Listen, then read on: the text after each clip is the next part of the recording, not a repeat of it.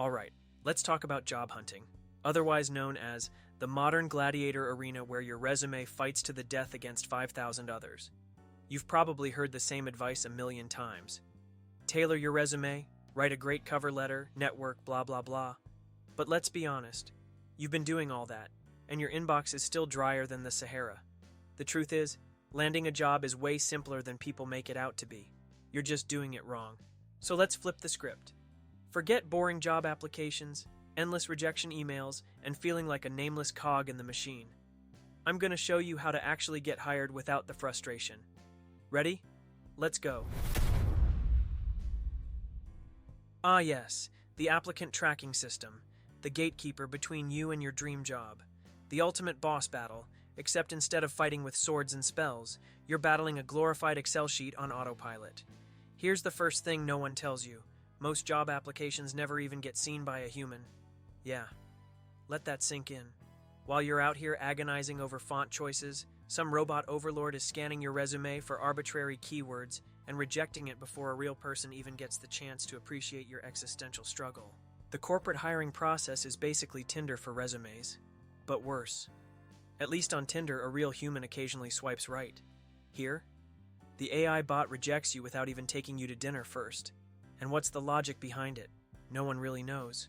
Some ATS software will ghost you for not having enough keywords, while others will flag your resume for keyword stuffing if you add too many. It's a lose-lose situation. So, what do? We cheat the system. The fix? Bypass the system. You know what job applications are? The slowest, most soul-crushing way to get hired.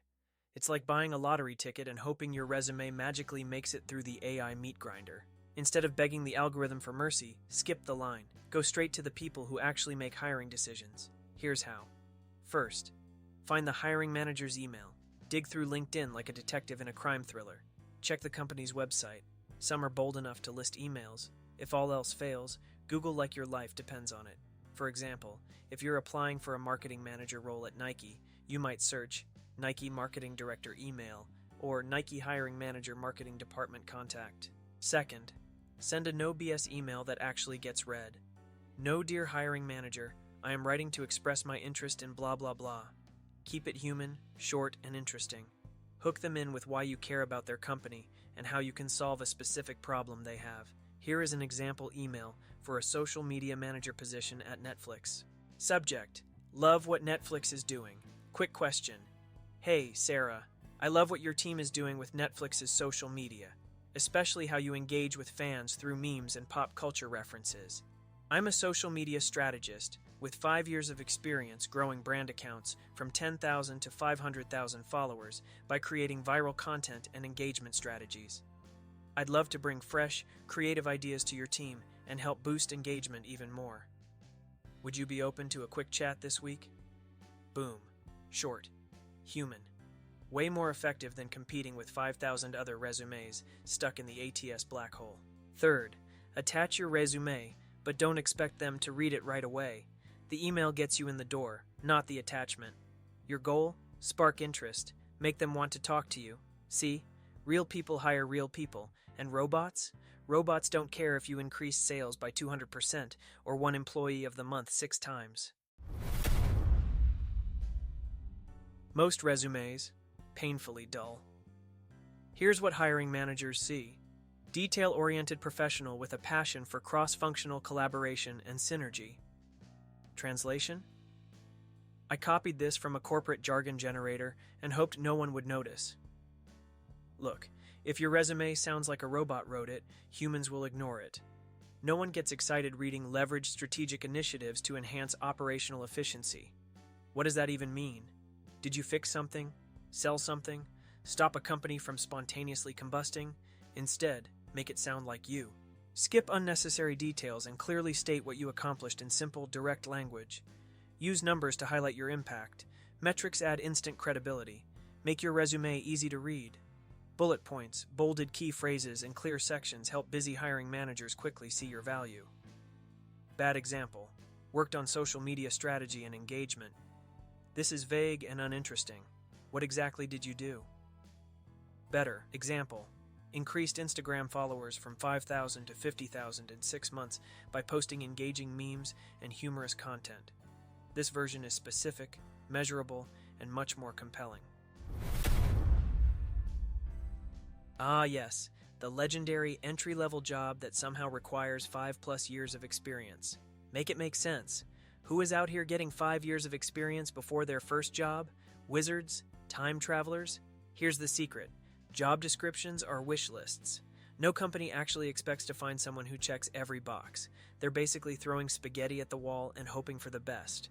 So if you meet 60 to 70% of the qualifications, apply anyway.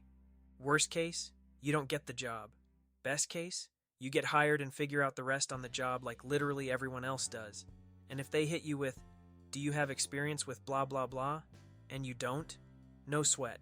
Just say, "Not yet, but I'm a fast learner and I've picked up similar tools before." Boom. You didn't lie, you just told them you're adaptable.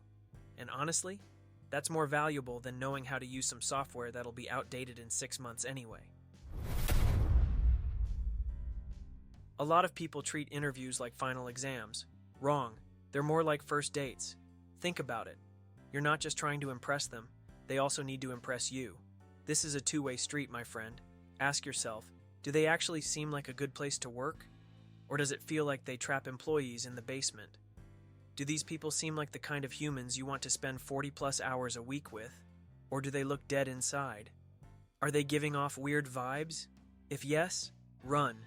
And then comes the dreaded, "Tell me about yourself" question. Do not ramble. Bad answer.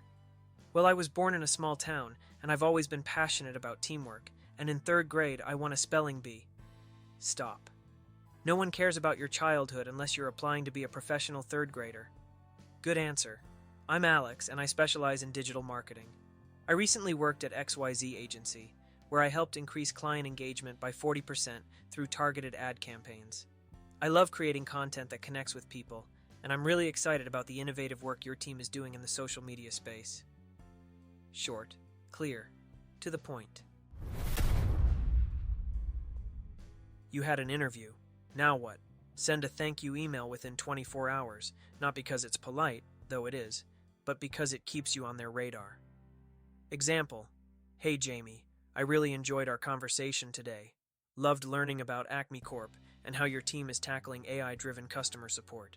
Excited about the opportunity. Let me know if there's anything else I can provide." This makes you memorable without being pushy. And if you don't hear back within a week, follow up. "Hey Jamie, just wanted to check in on the hiring process. Appreciate your time. Looking forward to hearing more." Persistence wins. Just don't be that person who follows up every single day. A job is just a job. It's not your whole personality. If you don't get an offer, move on. If you do get an offer but hate the job after 6 months, find a better one.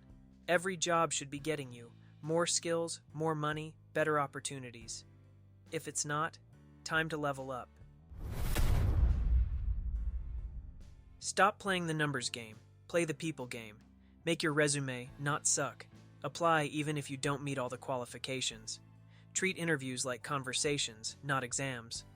Follow up, but don't be a stalker. Your job should work for you, not the other way around. You got this. Seriously. Now go out there and make it happen. And hey, if this video helped, like, comment, and subscribe. See you in the next one.